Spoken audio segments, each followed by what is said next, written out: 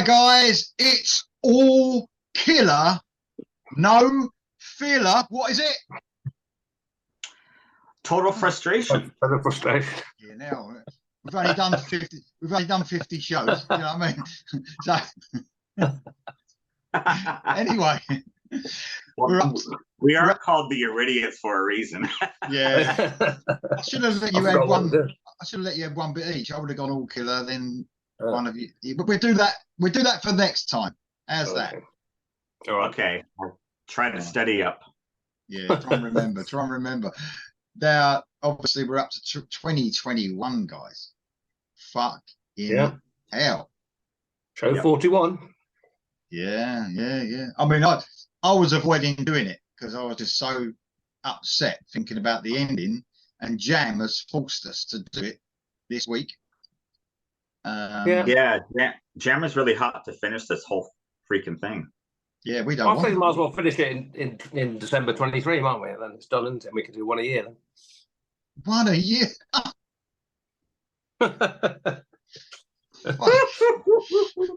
All the fans out there, they'd be like a service for us. They'd be bringing the candles out and all that shit and vigil. Yeah.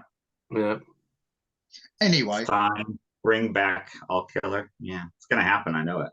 It is. It is. Anyone who's joining this amazing show, this absolutely the best show on the internet, obviously. You know, I see other videos that just have thousands of views. I just don't get it. I know. Why don't we? And this critically acclaimed show, it's just ridiculous. Anyway, we're up to 2021. Was that my laptop man making a noise if you heard that? And the rules of all killer, no filler, total frustration for any brand new fans who want to go over the last 41 years. I actually have a pal of mine that just started on 1980 last weekend. Oh, excellent. Oh, great. Fucking hell. He really enjoys it for some reason. I don't know why. Just to let him know, unless he's seen any recent ones, they do get better and better, don't they? Yeah, no, he's watched some of our specials and then decided to go back and watch the years.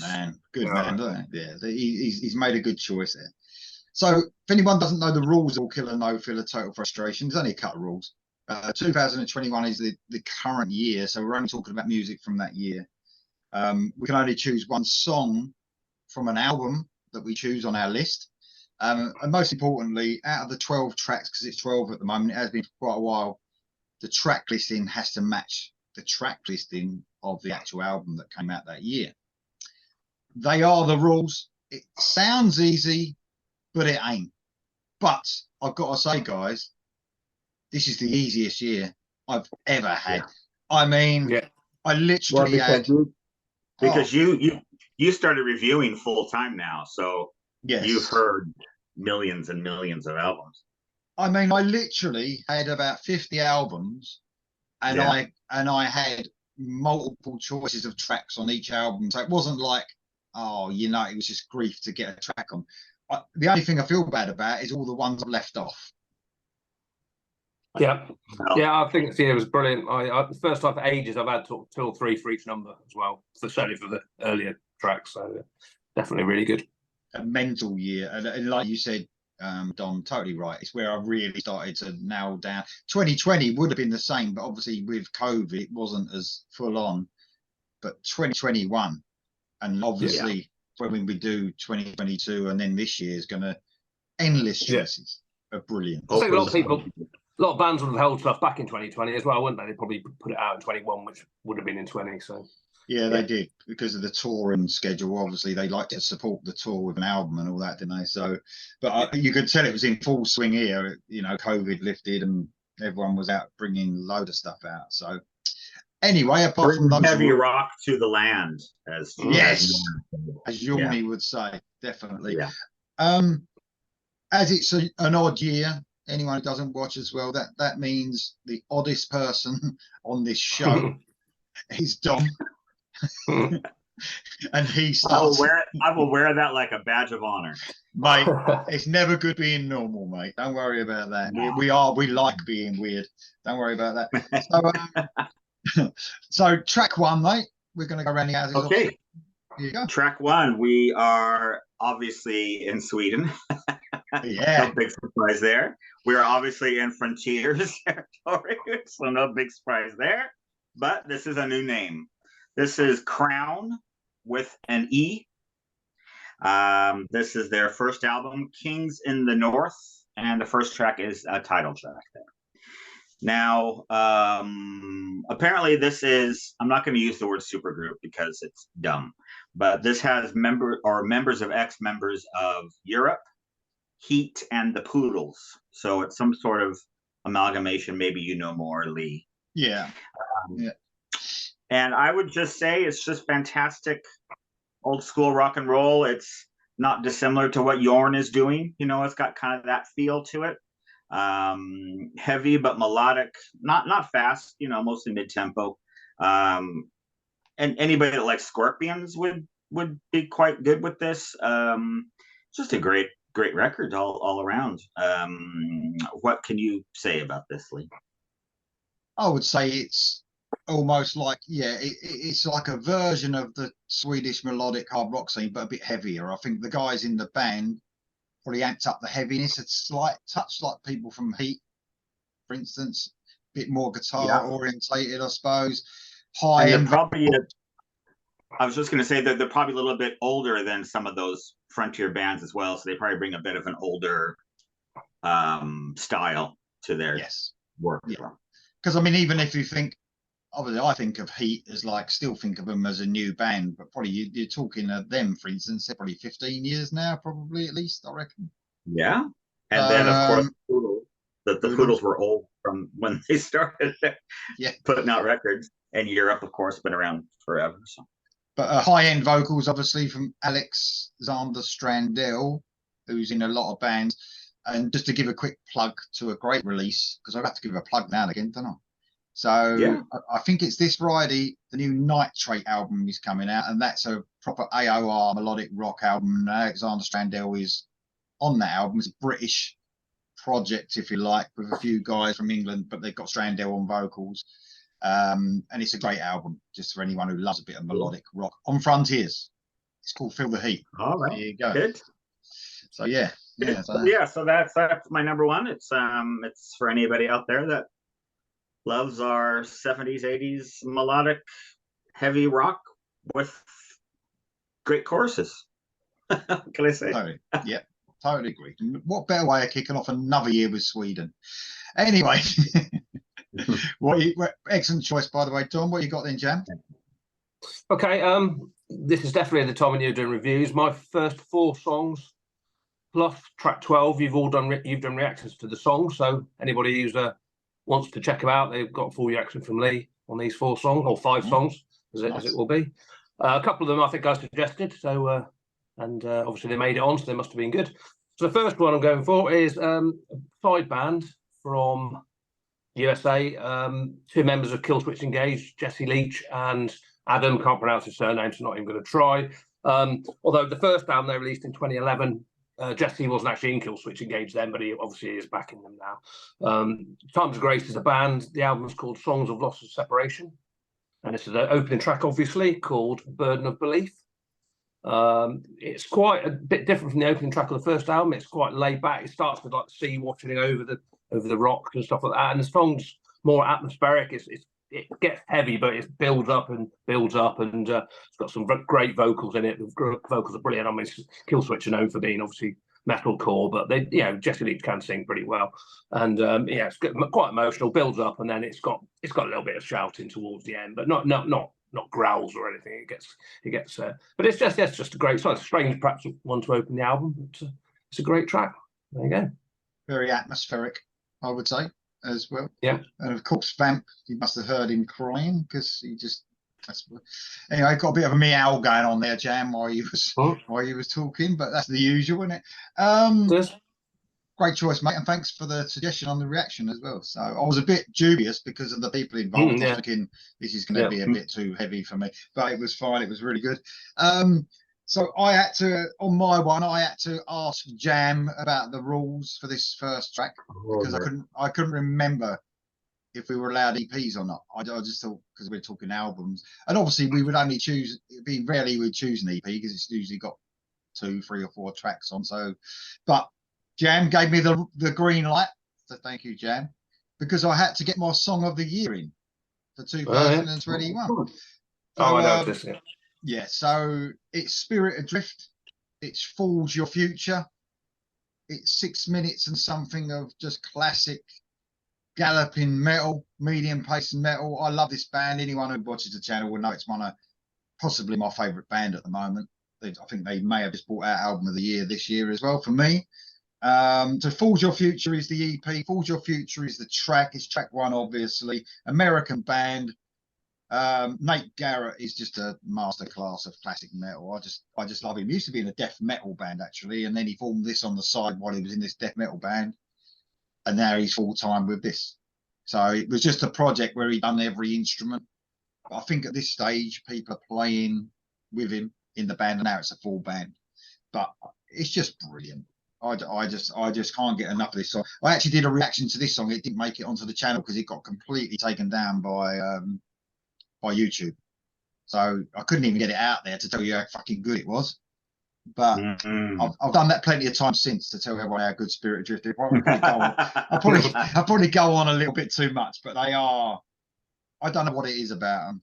There's something special about them. They almost give a vibe like when you're listening to their songs for the first time. For me, it sounds like something they're writing that you will listen to in 15, 20 years and think, man, that's such a good track. And there's not much music nowadays that I think right for that, for the future. You know what I mean? To make you listen to something classic. It sounds classic immediately to me. So that's why it's so good. Anyway, Spirit Adrift, Forge Your Future. If you haven't heard it, you've got to right now. Good. Okay. Right now. Stop the video. Pause the video and go and listen to it. Anyway, track 1's done. What you got for track 2, mate? Okay, track 2. What do I got? I got a band called Electric Guitars. They are from Denmark. The album is called Freewheelin', and once again, this is the title track, second track. It's their 5th album, believe it or not. Wow. I was surprised as well. They're on something called Mighty Music. Do you know this one, Lee? Yeah. Yeah. Okay. So they're on Mighty Music. I would say it's very AC/DC influenced, but not a complete ripoff. Kind of like the Treatment are doing, you know, like it definitely has AC/DC in its veins, but it's not just one of those bands that just sound just like, you know, them. Or even a band like My Beloved Kicks, you know, that kind of riffy, you know, great stuff. But, you know, good songwriting as well. The name of the band cracks me up, Electric Guitars. You'd think that somebody somewhere would have already had that as the name. It's the most basic thing, but I know. But, you know, a great band. I look forward to hearing more of their stuff. This is certainly a good album. So, yeah, Electric Guitars from Denmark. Thanks, mate. I love it. That I thought this, because I tried to cover so much music, I was thinking, I wonder if I could get through a year in this 2021 and 22 that I might not have heard of a band. There you go. We only made it to track 2. Yeah, Mighty Music. They do bring out some good sounds. Actually, it's very sort of. It usually is that sort of thing, like rock and roll, heavy rock and roll type stuff. You hear very kind of almost boogie, you know. Boogie, bit of boogie, definitely. Thanks, mate. Much appreciated. What you got in, Jam? Okay, it's another one. Obviously, you've got a reaction to, but you've definitely done this one. This is a solo album from someone associated with a band generally, and it's their 3rd one, and it's Jerry Cantrell, and it's the title track from the Brighton album, not named after the seaside town in England, believe it or not, but Brighton with an E. So, that's that one. Yeah, it's it's quite upbeat. It starts off with quite a bluesy riff, and it's probably not something that fitted with Alice in Chains necessarily. Obviously, it is his solo album, but there is definitely, with his vocals, it's always going to sound a bit like Alice in Chains. But there's certainly some of the bridges and the choruses. It does have a bit of an Alice in Chains riff, because I think his first album went away from that quite a bit, and since he's done his second and third album, they've sort of gone more towards an Alice in Chains type style. I know something. What was the last one called? Something Drift or something. Anyway, that was quite Alice in Chainsy, but yeah, it's great. Very catchy chorus. The whole album's pretty good. There's I can't remember the names of the other song on it, but yeah, Bright in the title track is great. There's a video for it as well, I think, because it was a single. I think he went very the album you're talking about. Is it Degradation Trip? That was it. Yeah. That was very. I mean, you probably wouldn't have even known it wasn't Alice in Chains when you heard that album. Yeah. But he sort of almost mixed it. What's the name of it again? You love a bit of Alice in Chains, do you, Don? Well, yeah, I was just making a joke because you said it doesn't really sound like Alice in Chains. It's just making. Alice in Chains. I'm surprised with that actually. Out of all the grungy type. Yeah. Oh, it's that. Yeah. Okay. Yeah. Brilliant. All those Lane Staley fans going mad now. Anyway, thank you very much. Cheers, Jam. Okay, so this is a bit of a weird one, because I could have put this on either year. I don't know how this would fall in the rules of Jam. I don't really know, because it was released in Japan in 2021, then it was released everywhere else in 2022. I think we said UK release, didn't we? I think, because we had the same problem with Motley Crue, didn't we? Well, I've broken the fucking rules already then in this year that I had so many choices on. Go ahead. I think it counts, but yeah. I think Dom had Motley Crue the year before me, and we said they both counted because it was UK and one out or something, wasn't it? Yeah. Oh, so I've got a problem. It doesn't really matter, does it? Just don't have it in 2023 as well.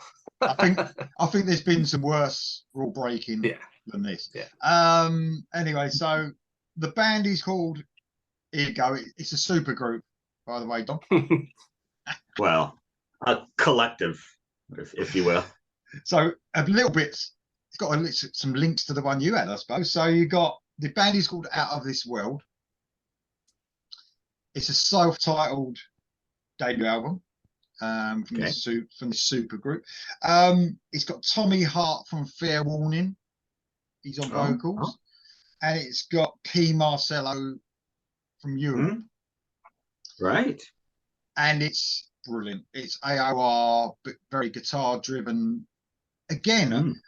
Even though it's AOR, I would put this in the category. If you heard some of these songs, it's a lasting album. It's something that you might think sounds similar to something you would have heard before, but it's not. It's very catchy. Every song is just extremely catchy.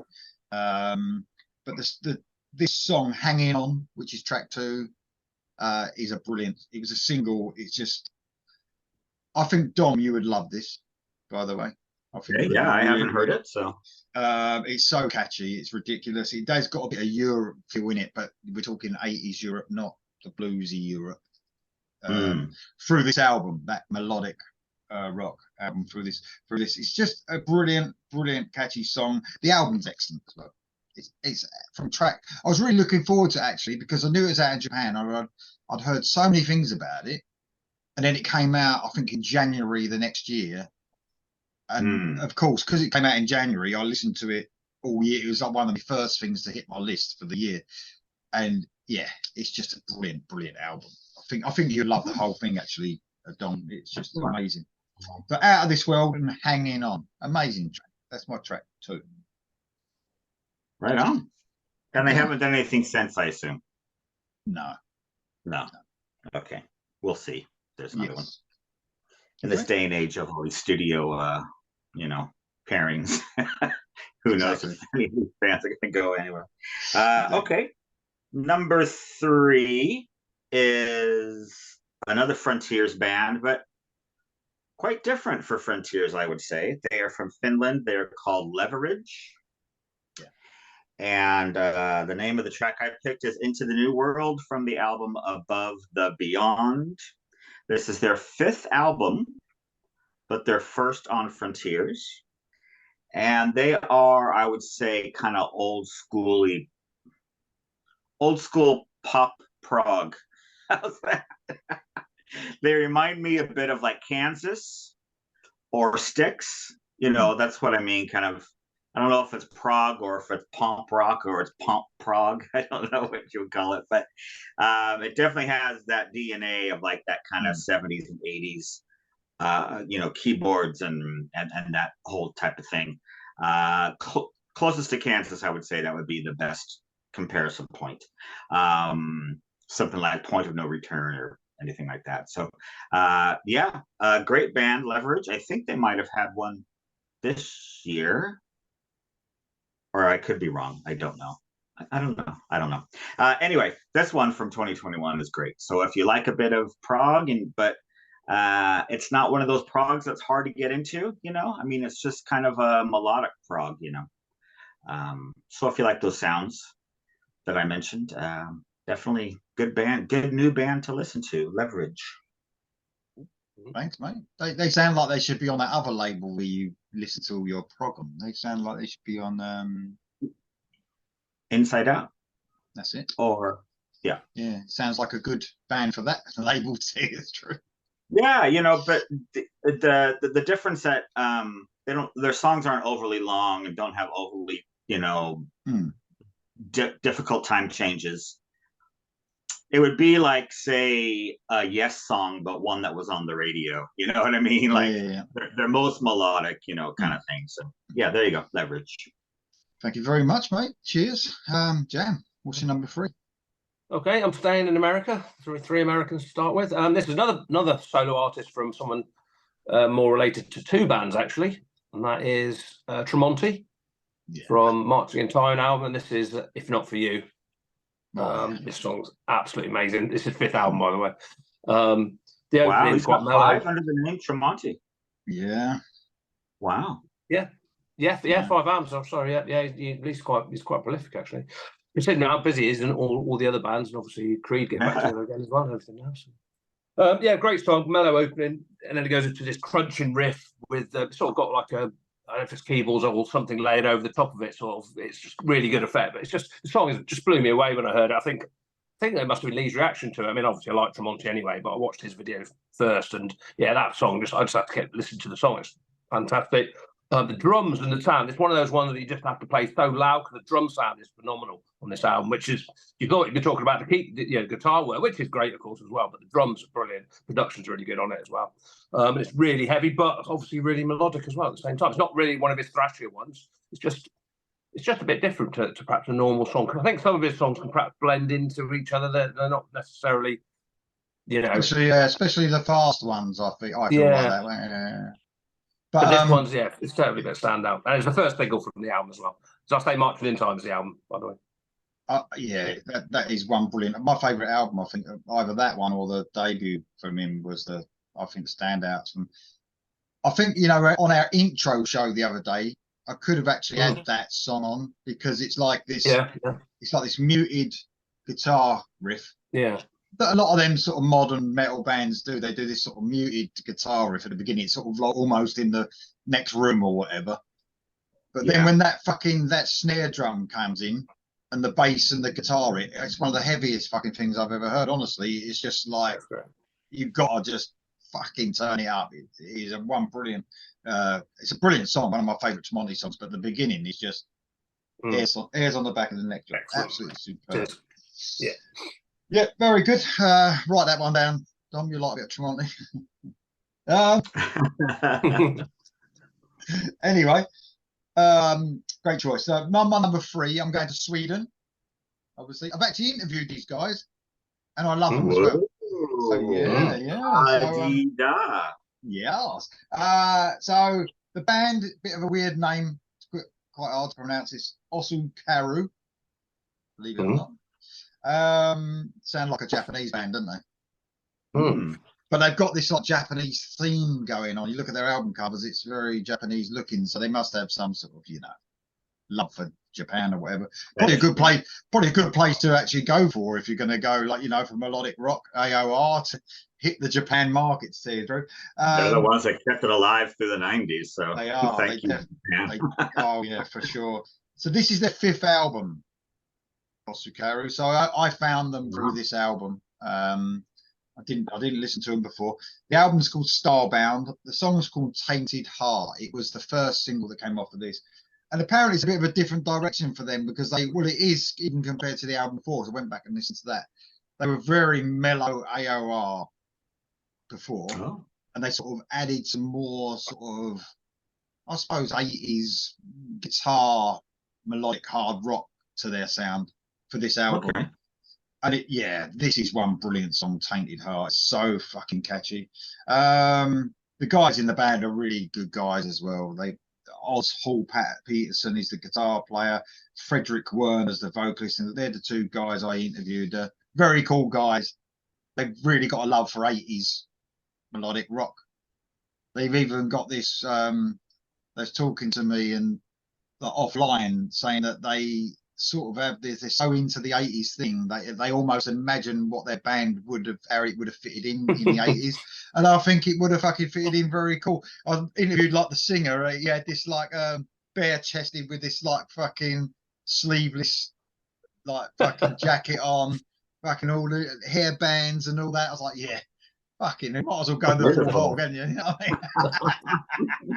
Very cool. But Tainted Heart and Osukaru's the band.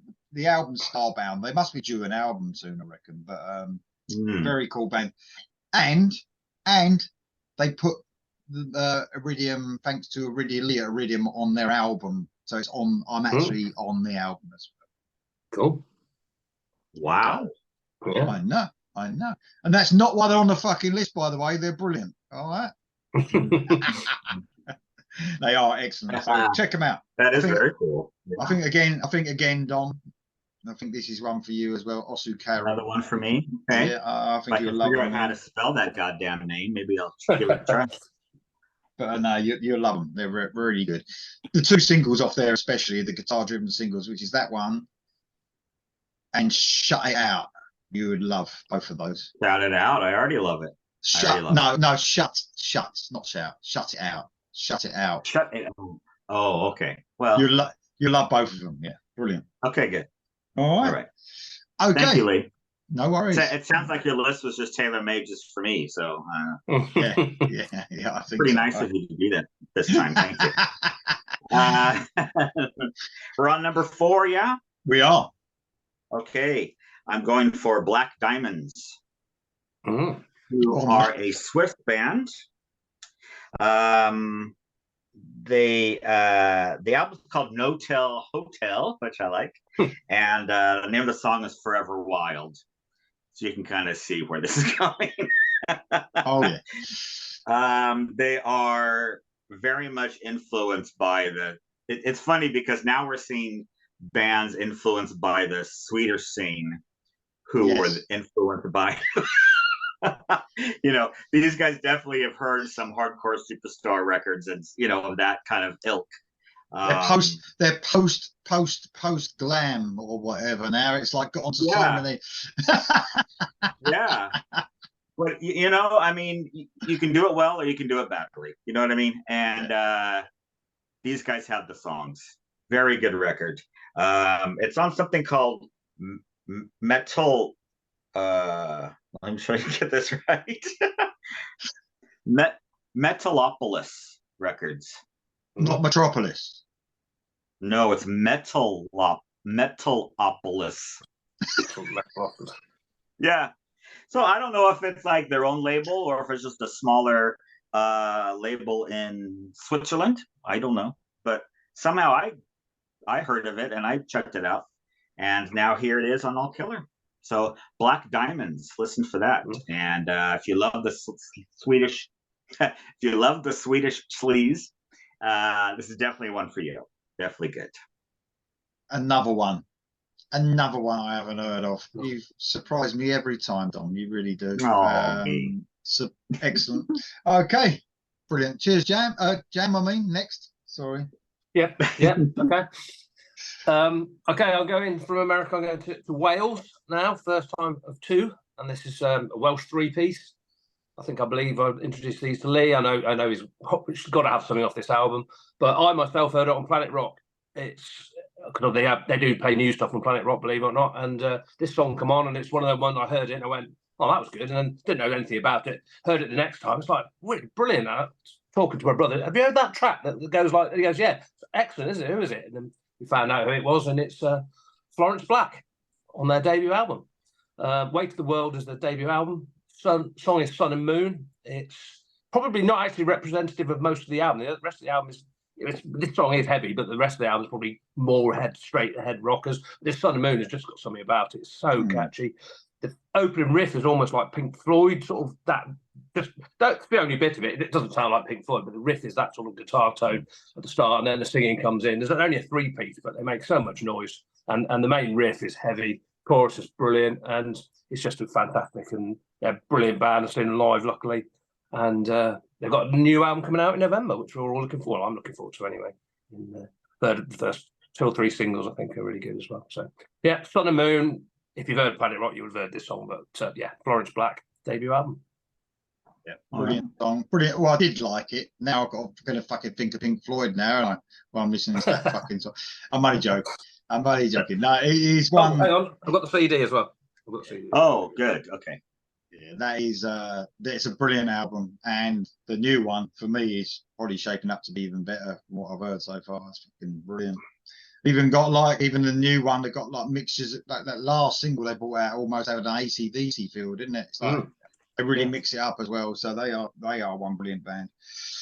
Yep, very cool. Thanks, mate. Cheers for that, and thanks for you turning me on to them. So very cool indeed. Thank you. Okay, I'm going with one. Dom may have a song off this. He might have a song off this. So this is my favourite song off the album. It's my favourite album from this band. It's their 4th album. It's Inglorious, and it's the brilliant Eye of the Storm, which I think is a standout track on the album. Nathan James just is a powerhouse on this album, and his favourite performance for me, mainly the songwriting on this album is just outstanding.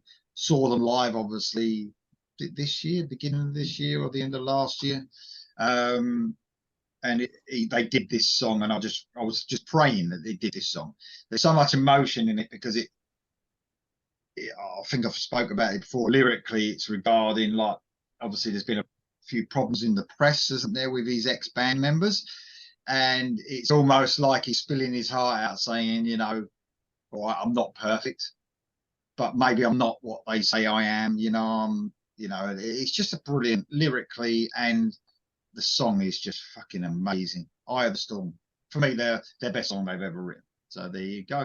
Inglorious, Eye of the Storm, off of We Will Ride album. Yeah, very good album. Very good album. Very cool. Yeah. Okay, that's track 4. And you almost lost your wife to the singer, I heard.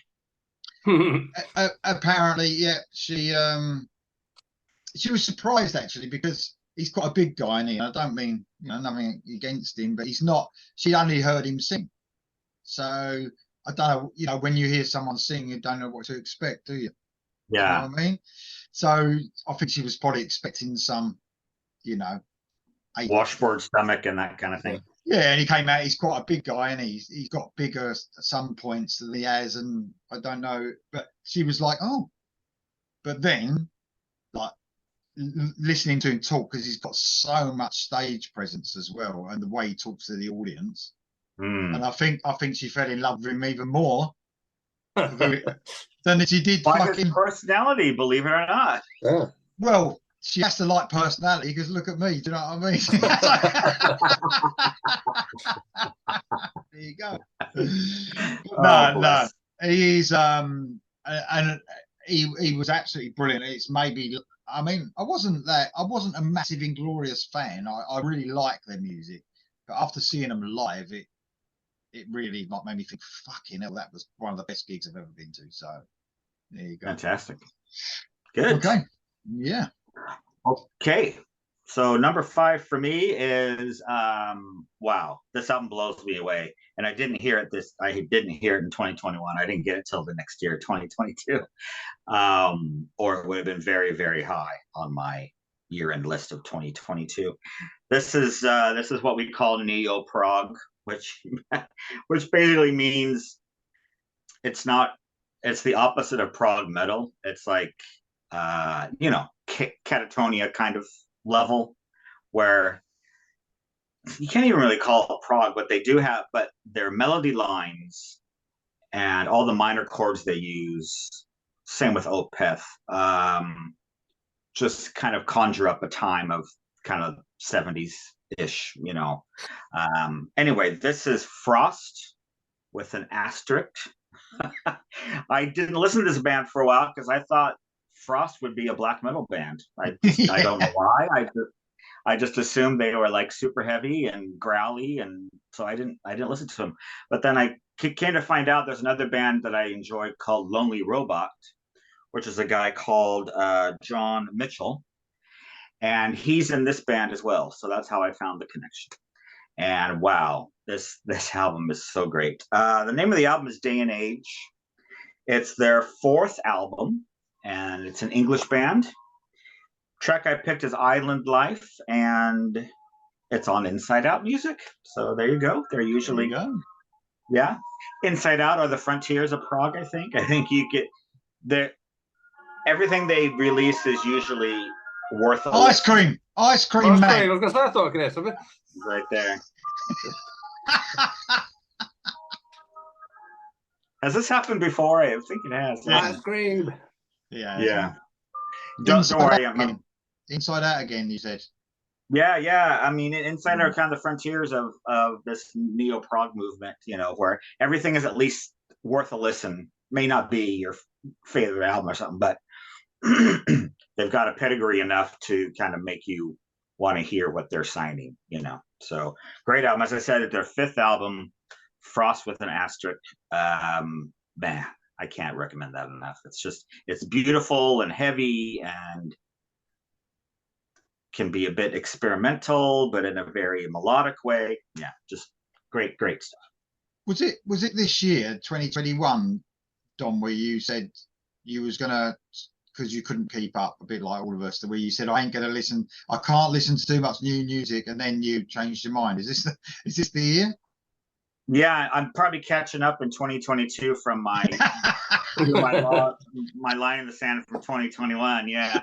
I just got to, God, I don't know. I think lockdown fucked everybody up, and I was just like, I had so much music that I've never listened to properly, that I've only listened to once, and I saved, and I thought, oh, I'm going to go back. And it's been like 5 years now, and I still haven't gone back listened to that fucking record. And there's about 100 of those. So, but oh well, I threw that out the window, didn't I? Yeah, exactly. Never give up, mate. Keep doing your brain in like I do. I have songs come in the car now from this year, and it's like the first time I've heard them. I think, oh, what band is this? And I look down and I think, oh, fuck, I need to listen to this more. I know. It's not good. It's good, but it's not. It's good, but it's not good at the same time. I know. Yeah. Okay. All right. Great choice, mate. Thank you very much. Jam, what you got? Okay. First English band. In fact, first English band from anyone, isn't it, so far? I believe. My last one was English. Oh yeah, right, okay. Yeah, Inglorious. Inglorious. Oh, Inglorious. Oh yeah, that's right. I stand corrected. Anyway, this is the band's 10th album, hopefully not final album.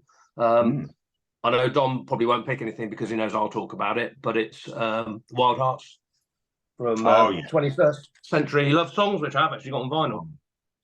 Cracking album cover.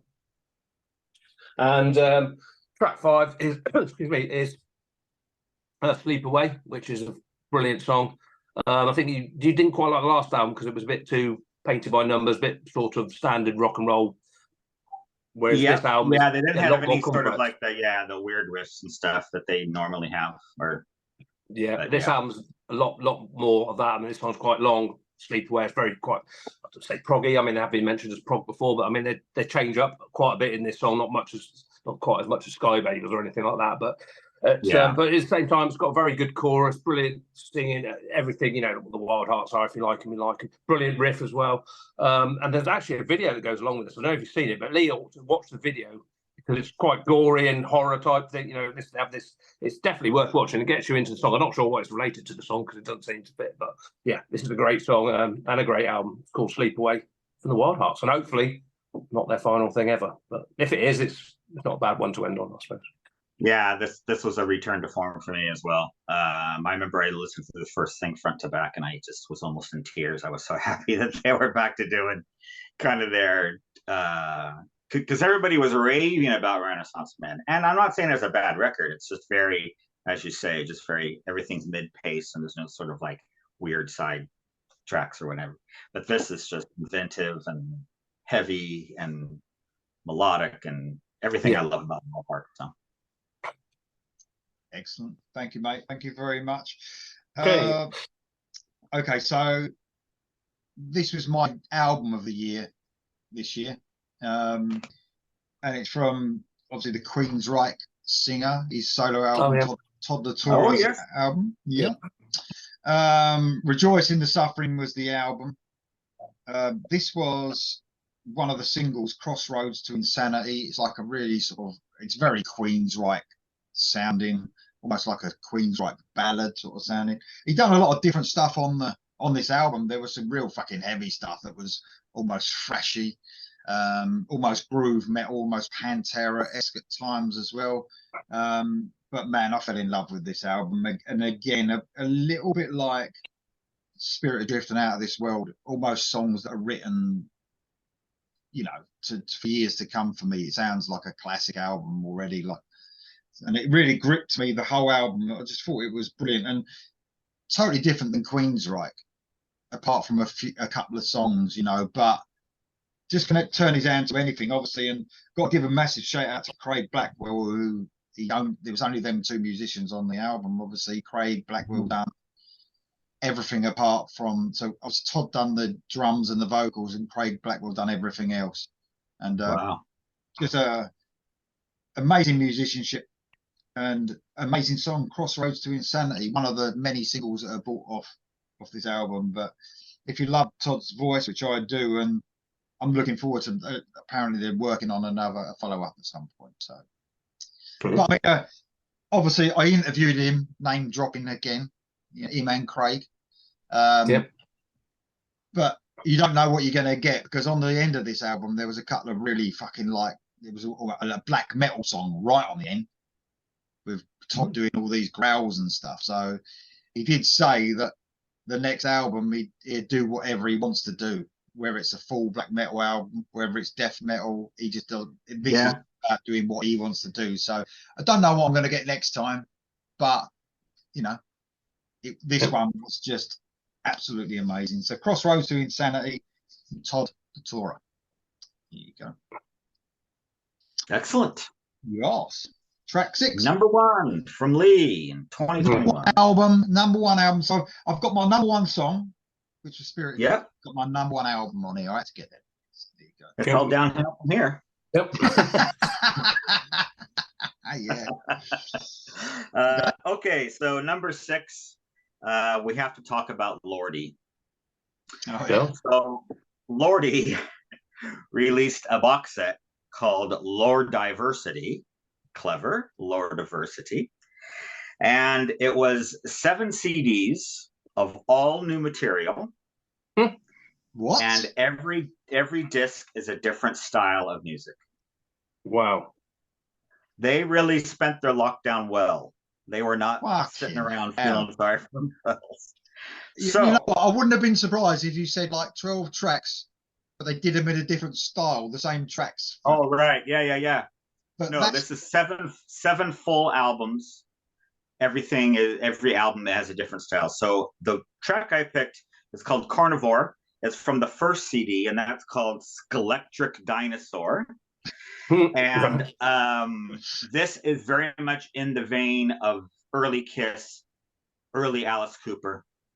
It's got a real kind of Deuce feel to it. But they even got the production down. I mean, it's wild how how they've recreated the sound. So if you love like the really early Kiss, like first album Hotter Than Hell, Just to Kill, like that sort of era, um, they nail it. But the other CDs, let me tell you. So that's the first one. The second one is kind of funk metal kind of thing. Oh, okay. Third one is prog. The fourth one is just classic metal, Scorpions, that kind of thing. The fifth album is AOR. The sixth album is thrash, and the seventh album is like Rob Zombie-ish. So hard rock, but with kind of like electronics and samples and things like that. That a lot of bands do these days, anyway. But unbelievable. Wow. So which is the best? Hats off to Lordy. You know. Sorry, which one's the best? Sorry. Which one's the best overall CD of those? Well, I picked the song off this one because, you know, because it's really early Kiss, and it's great. You know, it's got that, you know, that whole just vibe. It's just incredible that they captured. I'm not going to say every song on every album is, you know, a classic, but just the work they put into this and how they can do this, and not only are they different music styles, but the production is different on it. You know, this one actually sounds like it'd be released in '74 or something. So hats off to Lordy for even accomplishing this and for it to be listenable, you know. That's enough to do. I was talking about how much music there is. That's enough to do your head in anyway. And then they go and bring out 7 fucking albums. I mean, it's fucking mental. That is mental. Absolutely wild. Yeah, I've got to say hats off. I mean, I've only heard a couple of their songs. I've never really delved into them, but man, that's some work there, isn't it? I mean, it's still, even though it's probably cheaper obviously to make music now, you know, rather than hire a producer for millions and all that, but it's still a lot of fucking work and your time, and it still costs a bit, you know, but fucking that's mental. That is mental. Mental. You could have 7 tracks off that. You could have 1 track of each one. That counts. Exactly. Yeah. I could have had half of my list of Lordy. But, no, I just had to put that on there so we can talk about it, because it's a really it's a feat, let me tell you. That's mental. Okay, cheers, that mate. And a brilliant bit of information there. I love that. That's excellent. I didn't even know that. That's brilliant. Okay, what you got then, Jam? Okay, so I'll just do this one quickly because I know you guys don't like them. But Foo Fighters, Medicine at Midnight. It's their 10th album, and obviously the last one with Taylor, which we obviously didn't know at the time. The song is called No Son of Mine. It's not a cover version of Genesis. But I don't particularly like the album, actually. It's not that good. Waiting on a Wall, Love Dies Young. This is probably the best song on it, No Son of Mine. It's probably the heaviest and fastest song on the album. It's got almost like a Metallica type riff. Not quite as distorted, but it's just a fun song, and yeah, it's probably the best track on the album. And obviously the new album is a lot better. So yeah, this one was it was a bit poppy. This album for me, it was a bit too soft. But yeah, Foo Fighters, No Son of Mine. Thanks, mate. Obviously going to see him next year still, aren't I? Yeah, going to see him. Yeah, so am I. Yeah. And to be fair, this album probably sold more than anything off of mine or Lee's lists. put together. Combined, yeah. So, you know, fair play. Yeah, agreed. Thanks, mate. Thank you very much.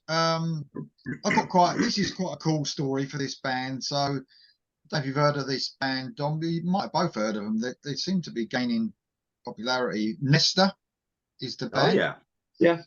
So, Swedish band. The cool thing about this band is these guys were together in the 80s, and I think it might have been late 80s, and they never quite made it. There might have been like a demo floating around, but they're all together in this 80s band, and then they've got back together like fucking in 2021, or released an album in 2021 called Kids in a Ghost Town, and it's just one of the most amazing fucking albums I've ever heard. I got put onto this as a reaction. Loved the band, fell in love with them, and now that it was an unsigned. They were unsigned for this, so it was all done themselves. They bought it out. Now they're signed to Napalm Records. I I think like a lot of the labels probably missed the trick with this. The Napalm Records probably paid a lot more than a lot of the other labels, because I think after the success of this, they wanted to be, you know, signed up, and they went with Napalm Records, which was a surprise because Napalm Records have got some real heavy stuff on there and all, but they've obviously, I sort of like the fact they've gone to them, because I think they could have got lost in the plethora of fucking bands in Frontiers, probably, you know, maybe because there's like a release every fucking week, isn't there, you know, but not so much on Napalm Records. So the song's called These Days. The whole album is just amazing, and it's a grower. You just every time a song comes off their album, they're so catchy, so reminiscent of what Brilliance was back then. They're like a mixture of Toto, Foreigner, maybe some heavier 80s stuff, and they're just brilliant, and they're fun as well. They've almost got this sense of humor about the 80s, but not as in a Steel Panther way, you know what I mean, in a bit of a class sort of way. So These Days is just an amazing song, often an amazing album. Check out Kids in the Ghost Town. I think they are quite popular in this AOR melodic rock scene anyway. So another Swedish, and there you go. And it was mostly just their promotion and just grassroots YouTube stuff, right? I mean, totally agree. I mean, the videos are very funny. You know what I mean? A real good sense of humor and taking the piss out of themselves a little bit, and they almost caught on as well, where people were saying, have you seen this video? You know, it's fucking brilliant. And I think the whole thing sort of captured everyone's imagination, and they capture that time, though, that 80s time, just perfectly. But they're really class. They're really class, you know, as well, above a lot of them bands. So there you go. I know they were doing European festivals this summer as well. So they're still alive and kicking. Hopefully there'll be a new record soon. Agreed. I've been waiting for a new record. I mean, they made a few really good decisions. They brought Sam Fox in for a duet on one of them. Yeah. And I think that was just a real good choice, you know what I mean, to do that. And I think it brought them even more into the fore, you know. And I mean, they got some of the song titles quite funny, but since you like Eyes Like Denny Moore is one of them, so they're making us old bastards, you know, think back and stuff like that. So very cool, very cool band. But Nesta, These Days, brilliant, absolutely brilliant. Excellent. There you go. Cool. Okay. Track 7. What do I got? Number 7, I've got Blind Gollum. What the fuck, Dom? What? Is that one of your favorites? I've never heard of it. What? Blind what? Blind Gollum. You know, like the old creature, the golem that was like a stone creature. Do you know what a golem is? Precious. Well, Lord of the Rings. Yeah, I mean, his name was Gollum. Anyway, I'm not going to get into it. Where's the whys of Gollum? But anyway, it's called Blind Gollum. The track I picked is The Ghost. The name of the album is A Dream of Fantasy, and it is their first album. It's on I didn't even recognize the label, so I didn't even write it down. May have put it out themselves. But this is basically Uriah Heep. Like classic Uriah Heep, like Gypsy and you know, Magician's Birthday and all that kind of stuff. It's very 70s, maybe a touch of what they call stoner these days, but it really isn't, because it's melodic. You know, you got your Hammond organ that you love so much, Lee, and it definitely has that Uriah Heep, Deep Purple kind of feel to it. But again, it doesn't sound retro. It's just, you know, those are who their biggest influences are. So terrific album, Blind Gollum. I don't know if they're going to have anything else. I don't even remember how I heard about Blind Gollum. I must have read a review somewhere, maybe on a prog website or Sonic Perspectives or one of those, maybe. But yeah, I took a chance and I really like it. So Blind Gollum, and the album is A Dream of Fantasy, which even sounds like a Uriah Heep album. Very cool. Another surprise. Thank you, Don. Thank you very much. So, Jam, what you got, mate? Track 7. Okay, let's track 7. Let's do some progressive metal. This is Mastodon for their 8th album, which is a double, called Hushed and Grim even. The song is called Tear Drinker. I think Mastodon now are a pretty different band to when they first started. They've always been prog metal, but the first 4 albums or so are very heavy, very, a bit of distorted vocals and stuff in there, whereas they're much more accessible now. They I would say they can be a bit samey and a bit live sometimes, especially at festival. It's difficult to get some. They haven't got that many hooks if you want to be. They're a band you need to listen to, sort of thing. But Tear Drink is a really good song. It's not got a chorus as such, but it's definitely got passages in there that are familiar. And yeah, it's just a good album. I think it's probably overlong, like a lot of these things can be. But Tear Drink is a great first song off it. And yeah, no harsh vocals on there. I don't know if you listen to any Mastodon, Lee. I'm not sure you've heard any, but you'd like them, I think, ish. Yeah, I mean, I off of the back of this album, actually, I think I gave them I didn't mind it, but I think it's one of them. I think it's probably one of them ones, man. But it's a bit like I was talking about Catatonia the other day. When I'm not saying it's like the same thing, but having the time to really, like, fucking put some time and effort into bands that deserve it, like Catatonia, like fucking that Mastodon. They probably need your full of fucking You're tension. exactly right. And I think in this shit world where you just want everything to be instant, it's probably one of the things that's going to suffer for me, But I think I gave it a go. I thought, yeah, that sounds pretty good. But another one, that's just fucking, I don't know. Yeah, absolutely. I completely agree. It's one of those bands that you need to listen to over and over to really, and then the riffs kind of come out, and then the melodies kind of come out. You know what I mean? But I do like them. I totally agree with Jam. When they first came out, they were kind of hard to get into. A lot more progressive, I would say, twists and turns and all this kind of stuff, where I'm kind of a verse chorus kind of guy. a lot of the times I am. But no, they have progressively gotten more easy to get into, and just good hard rock now, really. Yeah, probably from Crack the Sky onwards, I'd say. I think obviously a lot of the classic ones, people say Leviathan and Blood Mountain and all that, but they're the really you need to be into that. But it's almost like the couple of the suggestions that I've had lately from Karen and yourself, Jam, like Catatonia. You spoke about Catatonia before. It's almost like they come on in the car now since I've downloaded the album. So they come on and I really like them. But I still don't think I've heard that. I don't know if I've heard the song yet, or ever. Right. That might be the second time I've heard it. But then Soen, which is another one, that's even more accessible. It's quite catchy, but like it goes down the line. Soen's really catchy. Catatonia are less catchy, and then this band are probably even less. So it takes even more listening. Do you know what I mean?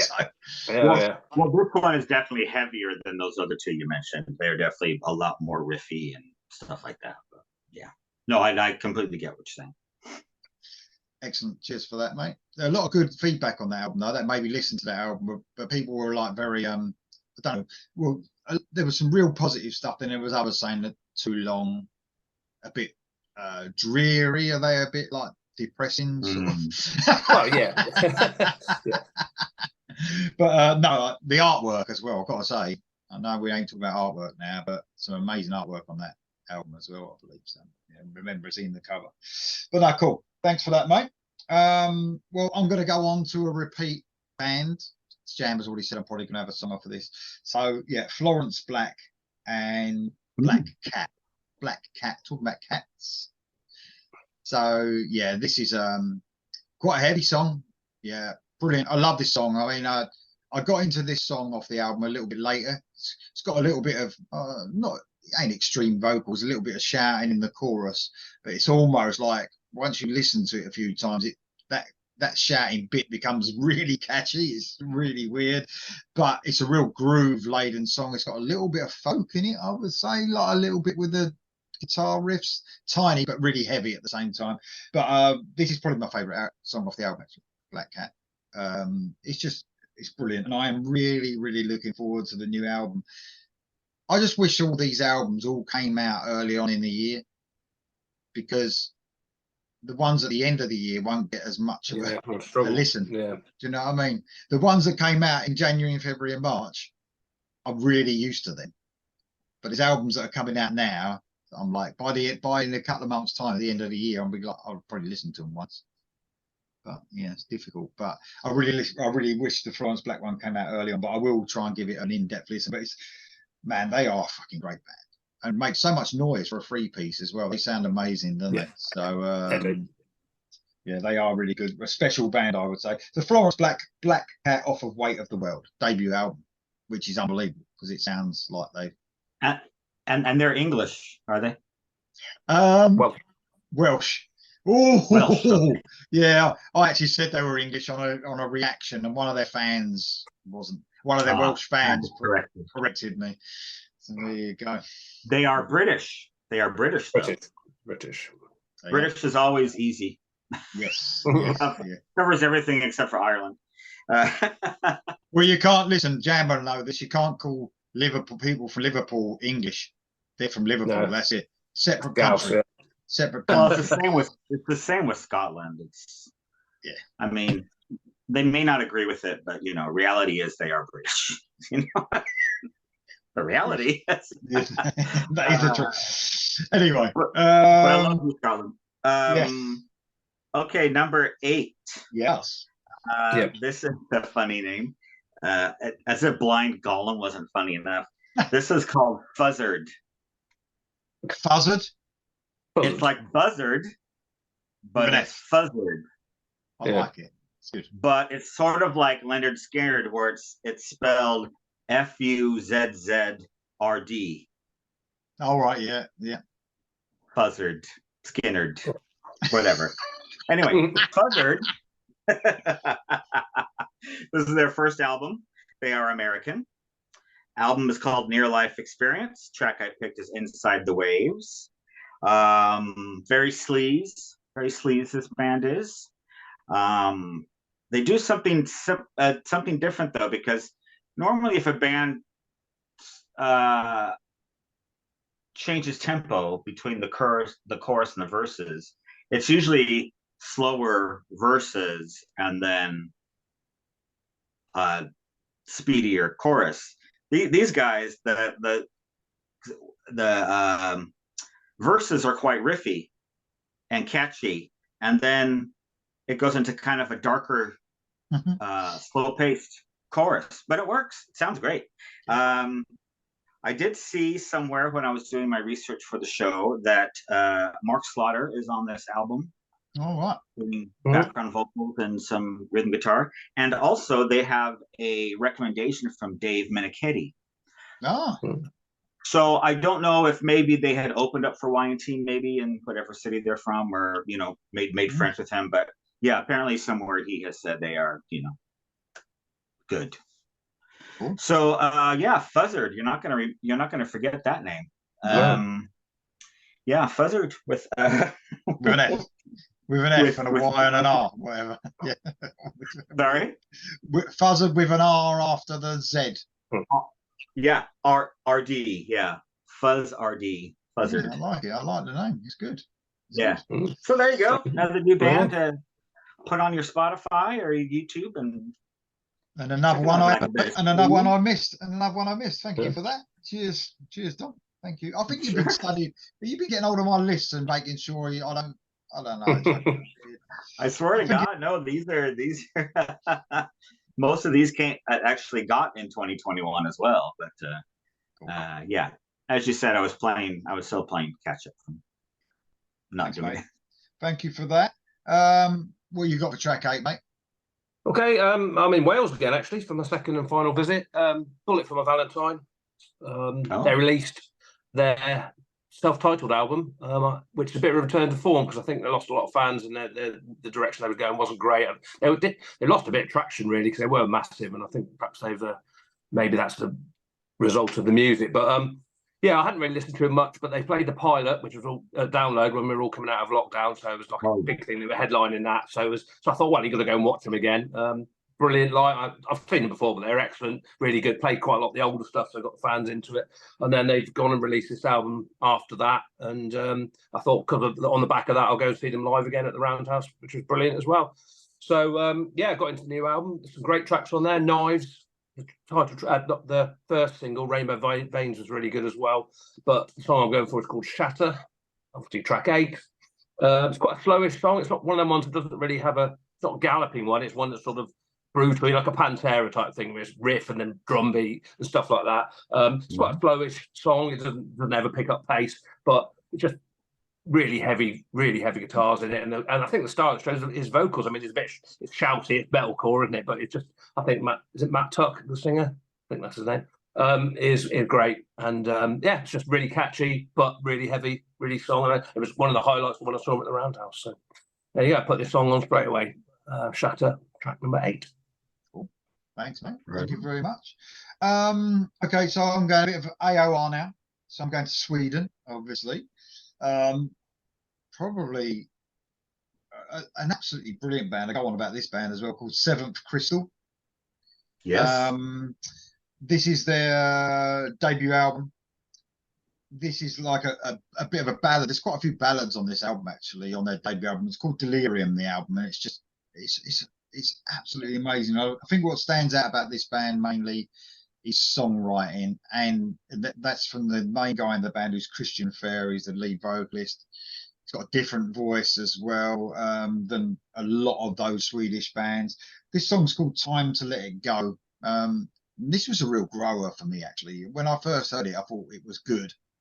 And then as the year went on, and even now, it's just one amazing album from start to finish. Got a bit of piano on this album as well, and it's piano and vocals, and then you might get guitar coming later on. I mean, they've got a new album out this year, Wonderland, which is just, it's even better than this one, which you know, it's one. It's a top album this year. Both albums have been amazing.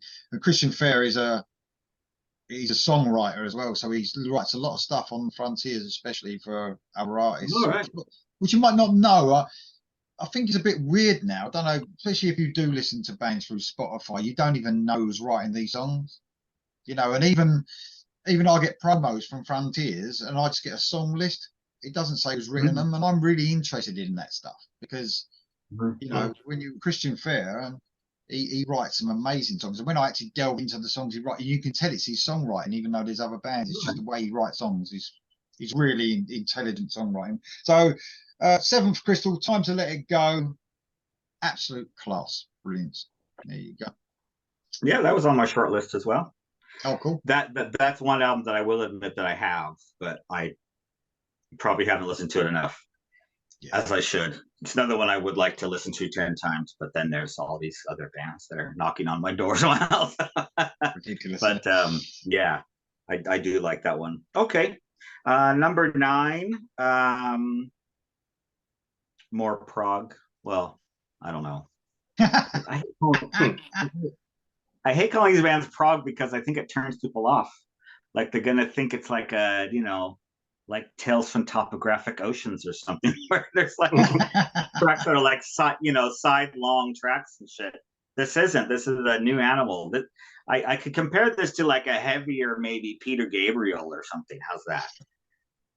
If Peter Gabriel had like heavy guitars, maybe something along those lines, you know. I'm trying to make it more palatable for people. Anyway, this is quite a big name in the circles. This is Big Train. They are a British band.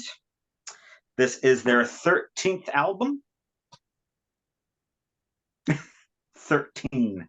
The track I picked was End Notes, which is the last track on the album. Album's called Common Ground. This is a fantastic last track. It's slower, and it's melodic, and it's melancholy, and it might bring a tear to your eye, Lee. I'm not sure. Oh, wow. Good. It's got that. For anyone that knows Genesis past, you know, the big hits. It's got that undertow, afterglow feel where it's just kind of like this magical. It brings back you know, I don't know how to describe it. It's very melancholy, so it's happy and sad at the same time. Well, how can I say that? But it's very emotional, and especially by the end, you know, it's one of those that just crescendos to like the last, you know, minute 30 seconds, where it just, you know, it's like, oh. I think you. I love the sound of that, and it makes me want to listen to it, because I think that it's hard to. It's not hard to, but sometimes you can really feel emotion in new music, and I think that's what people say. People say there ain't no emotion in new music. It's almost paint by numbers, but occasionally bands do. You can really feel it. Like usually when bands are starting off in it, when they're hungry and you can feel the emotion in the music. But I know what you mean, and then them songs are the ones that stick with you, aren't they? Do you know what I mean? It's just brilliant. Gives you goosebumps. And they're on the 13th album by this point. They've had one, I think. So they really know what they're doing. As I said, they are a bigger name in this kind of new prog scene or whatever. So they definitely get good attendance to their gigs and stuff. So they do tour Britain quite a bit. So they're doing all right. But yeah, what a terrific song. So yeah, Big Train. Name of the song is Endnotes from what I say, Common Ground is the album. And if you said listen to this band and you said the name, I think you was telling me to listen to a southern rock band. Big Train, yeah. Interesting name, but I don't know. It must be hard to get a name these days. Oh Jesus, yeah, everybody has one. Yeah, agreed. Thanks, mate. Thank you very much. Cheers. What you got then, Jam, for your number 9?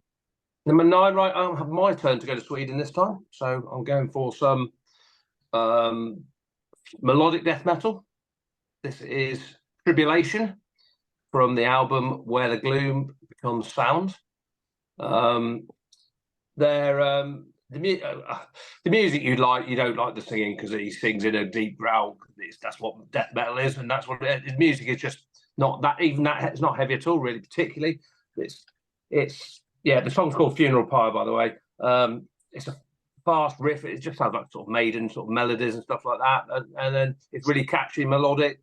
But yeah, if you don't like the vocals, you're not going to like it. It's got a great guitar solo on it as well. The whole album's fantastic.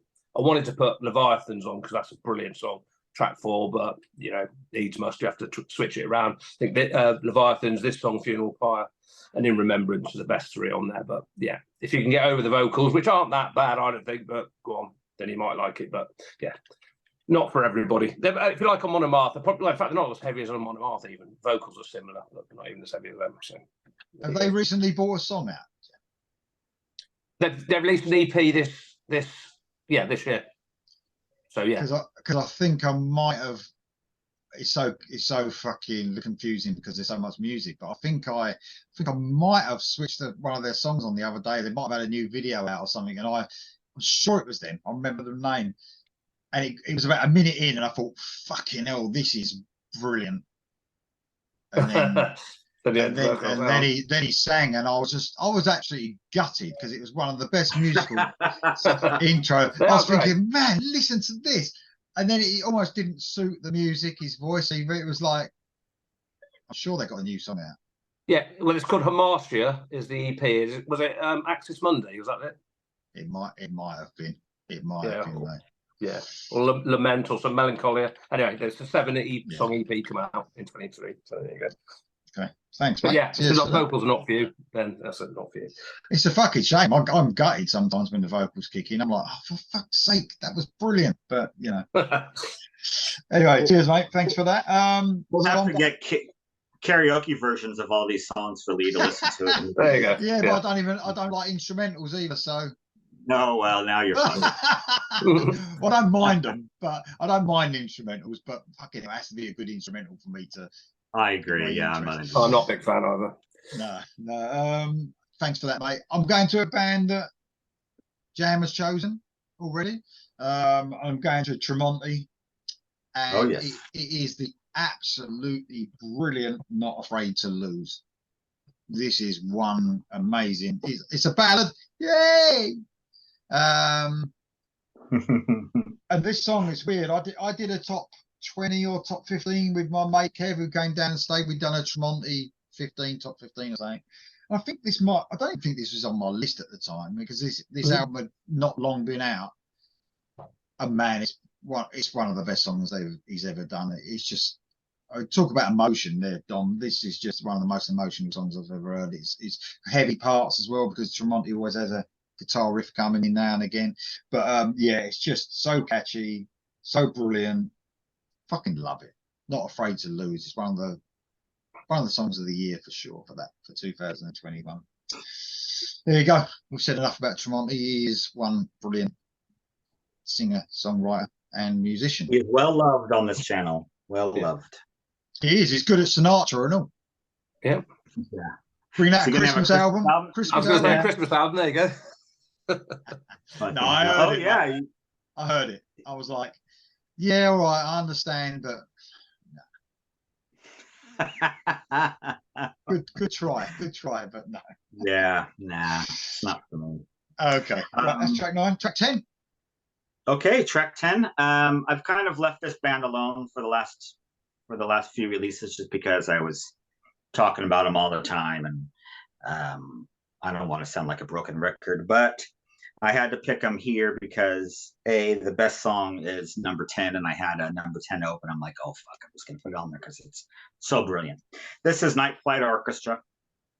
This is the last album they've released, called Aromantic 2.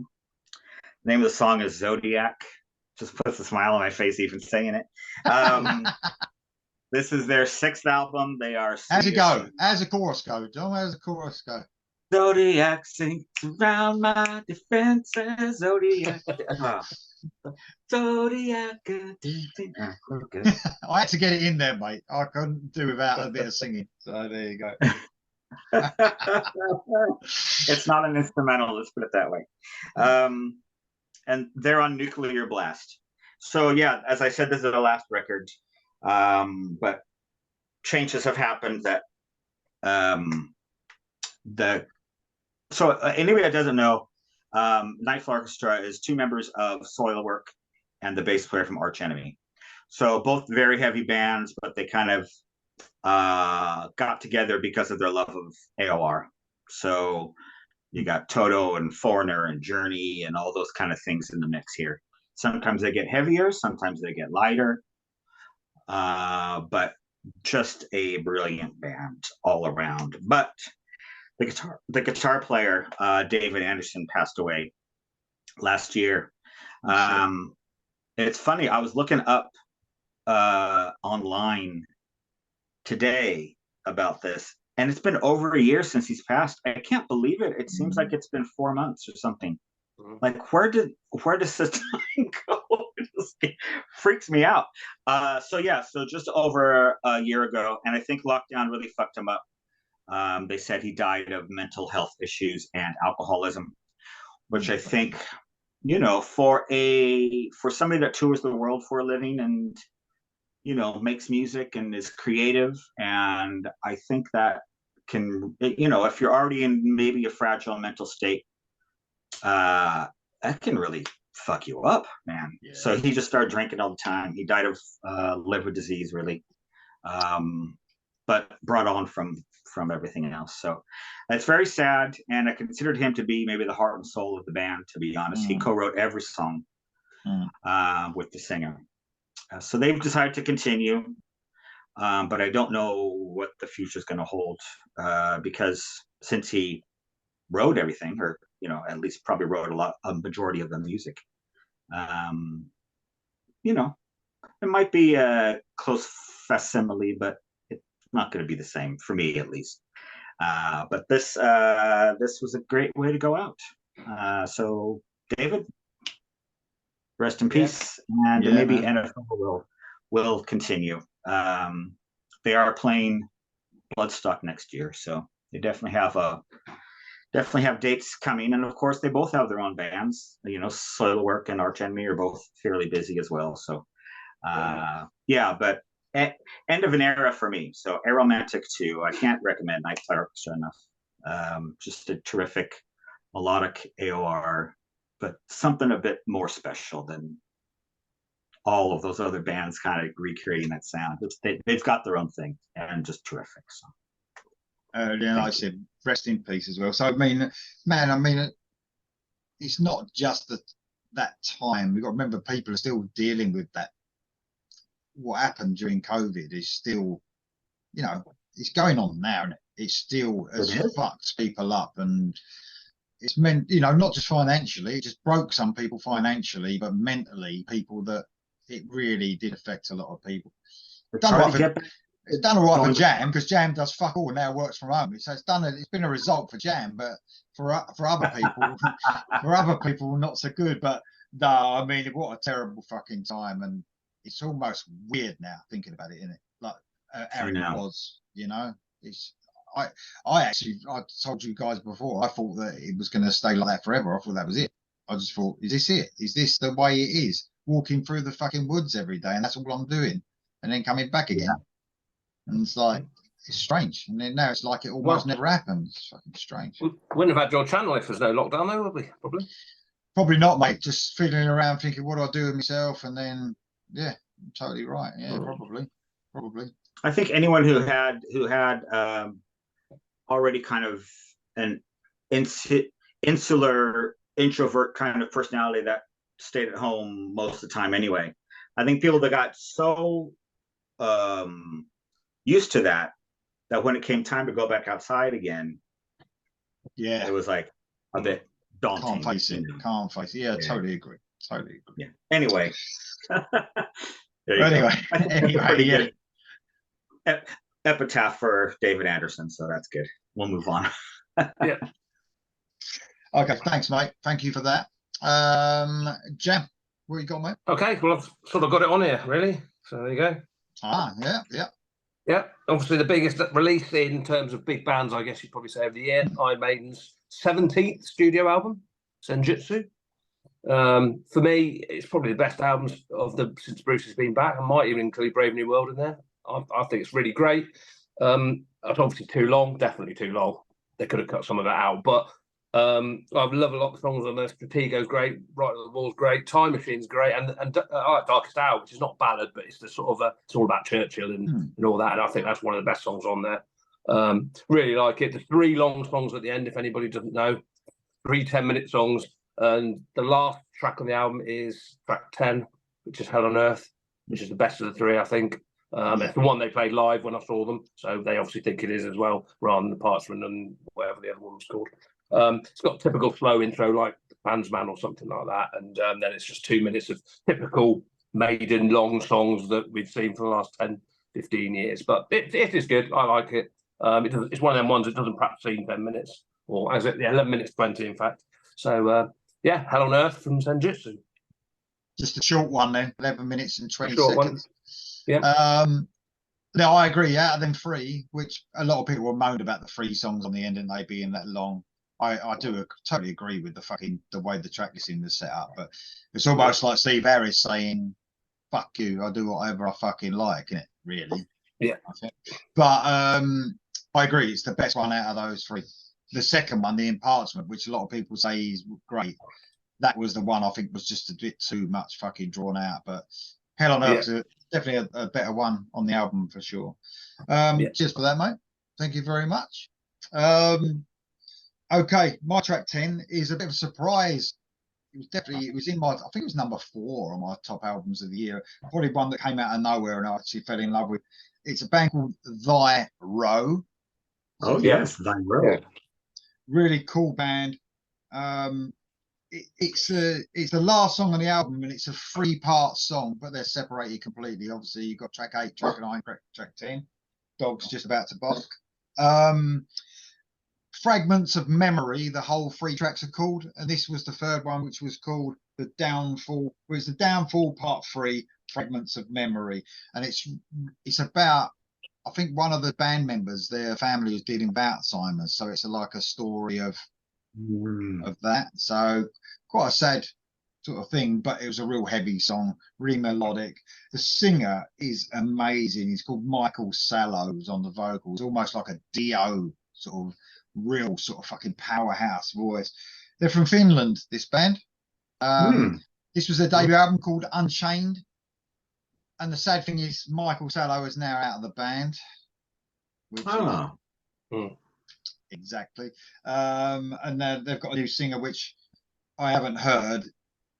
I heard the singer sing a version of one of the songs on the album, and he's nothing like this singer.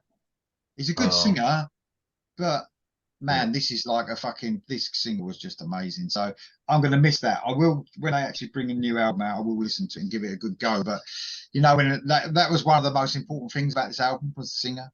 It was so he was such a strong voice, so it's a shame. But what a great album, Viro and Unchained. Brilliant, brilliant album. There you go. Okay, cool. Track 11. Well, on the plus side, that singer may find may form a great band as well. So maybe you'll have the best of both worlds. Exactly, exactly. Okay, speaking of singers and bands, Lee's mentioned this. Yes, I do have Inglorious on my list. Ah, good. This is by far their best album. I think the second was probably my favorite. The third is my least favorite. And then, as Lee said, there was his whole band left him, basically, I think, except for the drummer. Talked a lot of shit, Twitter and stuff, saying crappy things about him and all this kind of stuff. It just wasn't very classy. But the last laughs on him, because this album is far and away better than anything he did with that old band. I think this is really just about a 10 out of 10 album. There's not one track on this album that I skip. I just think it's great. And as you say, his fucking fantastic vocals bring it all together. I don't know how to describe them. They're just fantastic. Rainbow-ish, maybe. They just take from the masters and make their own thing. Again, I'm going to use Jorn as an example. Just great melodic, heavy rock and roll. Just fantastic stuff. So if you've heard of Inglorious or heard of Nathan James or remember all that scuffle in the blabbermouth from a couple years ago, definitely check out We Will Rise because We Will Ride, because it's fantastic. Just a great album. Yeah, absolutely. Cheers, Dom. I'm glad you chose them as well. Thanks, mate. Right, what you got, Jem? Okay, I'm going to pick something that you'll doubly hate for 2 reasons. Hooray! And it's a Canadian band, which we don't have many Canadian bands, but this band, a lot of people put as the album of the year on lots of different magazines, lots of different shows. Nickelback. No, they're not Nickelback. It's Spirit Box, and the album's called Eternal Blue, and it's got a female singer. Spirit Box.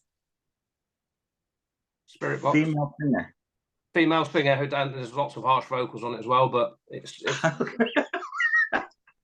it's absolutely amazing. It is a great album. It just goes from different bits because she's got a great voice, but she could do these growls like female, put it that way. She's absolutely amazing. The songs are brilliant. So I picked A Circle With Me, fantastic. The opening song, Fun Colours, is awesome. Holy Roll is great. Constance, I think Constance might not have any harsh vocals on it, and the title track maybe not either, Eternal Blue, but most of it has. But it just goes from different bits. It flows. It's got a lot of synths and keyboards and just great singing, and then really heavy passages. It's modern metal, basically, isn't it? That's what modern metal sounds like. I guess you guys would hate it, but a lot of people do like it. So there you go. Circle With Me. Oh, and I saw him live, and for the first time for a long time, I did feel old. So it's definitely for younger people. Well, I was gonna give it a go when you said female vocalist, and then you said harsh vocals. Right. I was like, oh no, I'll leave that one. Yeah. Thanks, mate. Cheers for that. Thank you very much. Okay, my track 11 is a Scottish band. Oh, okay. So this was their debut album. I think they brought out an EP before this. I saw these at Download actually, Gam. The year that you was there that year. I've done every year. I know, well, yeah, exactly. So, but this is the year that I went for the first time since 1987. Right. So, then 2021. So it's a bit mad, isn't it? So Mason Hill are the band. Oh yeah, yeah. Great rocking band. So this song is a ballad, of course. It's called Where I Belong. It's a real like classic sounding ballad. It's real classic. It's got a brilliant solo on it that almost is reminiscent of Blackbird. It dies down to almost nothing with electric guitar, then it builds up, and it's just a fucking brilliant solo. It's got so much emotion in it again. The album was called Against the Wall. Sadly, the singer has left the band. Yeah. Oh wow. Only last week. So Scott Taylor, who's a brilliant vocalist, I think he got ill. Apparently he collapsed after a gig and he's got heart problems. So, like an irregular heartbeat, and there's something wrong with him, and he just can't risk it. So, such a fucking shame. So, I don't know if they're probably looking for a new vocalist or whatever. But so, Dom, if you fancy moving back to Scotland. And auditioning for him. Oh, right. Yeah. But they're a brilliant band. Really, like when I saw them live as well, I thought, fucking hell, they are brilliant. I saw them in the tent, not the actually on the camping site before the actual festival started. So it's like on the Thursday night or whatever. I saw them, and I was blown away by them. And it took ages for the fucking album to come out. No, so I didn't see them. Sorry, I went to download in. It must have been 2017 or 18, something like 2018. And then they were waiting forever for the album to come out in 2021. It's worth the wait. Absolutely brilliant album. Rocking, great band. Mason Hill and Where I Belong is the track. Right, track 12. What do you got? Right. Good job, Scotland. Okay, track 12 for me is a band I discovered at not this year, but last year's Sleaze weekend that I went to. This is a band from Finland called Plastic Tears. They are, the name of the album is Anthems for Misfits, which I love. And the name of the track is Imaginary Virgin Mary. Fantastic. This is their fourth album, believe it or not. Wow. So they've been around for a while. This is I know they played Sleaze Festival, but this is kind of the sort of sleaze that's more like Hanoi Rocks and New York Dolls and Stiv Bators and that kind of thing, where it's rock and roll, but it's not like, sleaze like Guns N' Roses, it's more, laid back and mellow. But man, they were really good. And so I got this album, and I believe it's theirs. They haven't had one since. But yeah, really, really great stuff. I would say maybe even Choir Boys or Black Crows-ish, maybe. Throw that in the mix there. But yeah, Plastic Tears, very good. So they've been going for a while. I'm sure they're not going to break up anytime soon. I think this is their dedicated life, man. And I think they're going to continue. I mean, I don't know. I mean, what once you're of an age and that's all you've done,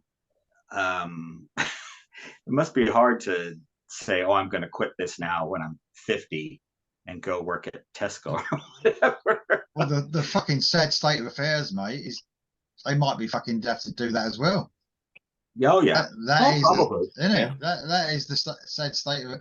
I mean, one of the guys the other day, I haven't felt like that since I've probably been doing this channel and found out more and more about bands and the way they have to fucking try and work full time. One of the guys in a band the other day, his band is brilliant, and he's going, "Oh, I'll be gone for a little while. I'm up back on the oil rig again." So he's on oil rigs. And then back in the band, it's like, and I think unless you're probably at, I don't know, maybe Queen's Reich status or a little bit lower, you probably have to do something else. I agree. Yeah, definitely. And hopefully some of these guys, can work at a nightclub or can work as a, rock something in the business or something, perhaps, or a roadie or something, something where they don't have to slick back their hair and put on a blue vest or something. There's probably nothing more gutting, is there? I mean, when I obviously played with Iron Maiden at the Red Lion, So no, but when I was in a band when I was younger, I was gutted about like, and we was just playing pubs. Obviously, on a Monday morning we had to go back to work. I was like, for fuck's sake, imagine like having a record deal, going on tour, and then having to go back to work. It's like, gutty.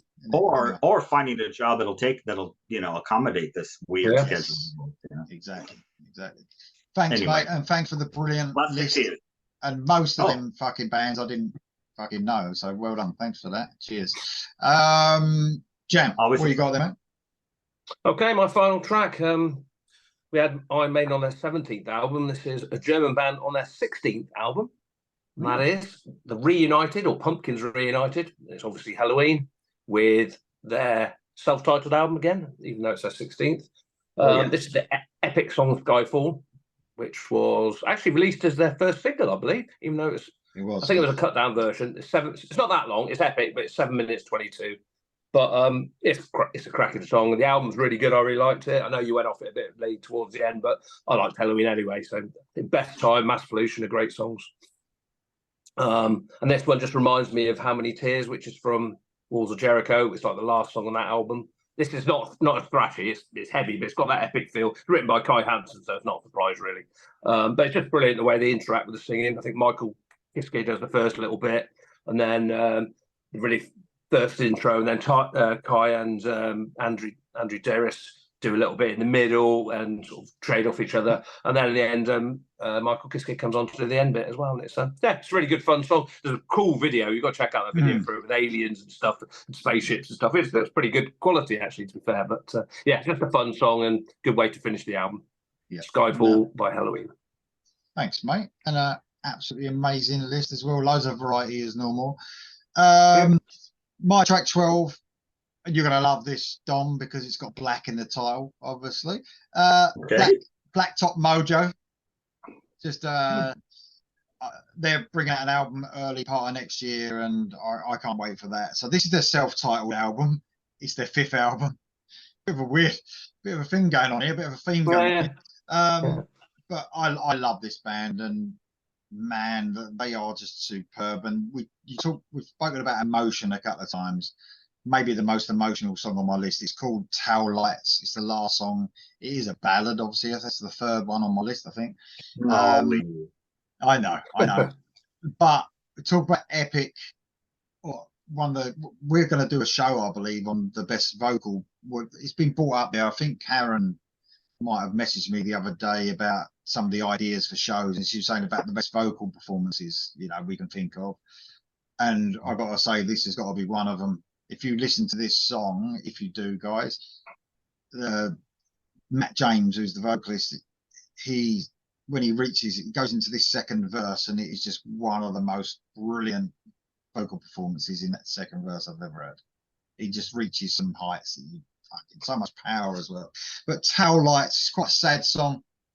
It's about basically seeing his missus, the last thing he's seen, and that's it. He wants her to come back and all that. It's quite emotional.